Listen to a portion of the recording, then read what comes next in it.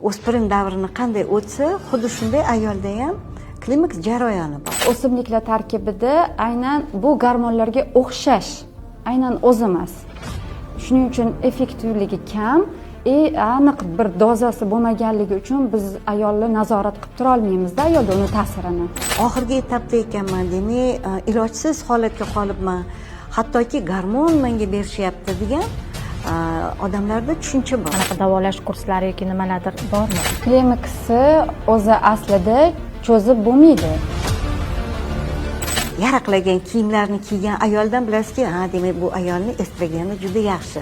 Konservativ dorilar chora ko'rildi, foyda qilmayapti. Menga bu narsa kerak emas ekan deb qaysidir gormonimiz o'zidan o'zi pasayishni boshlaydi agar biz ishlatmasak. Juda ko'pchilik ayollar qiynalganidan mehmonga borisha olmay qoladi-da.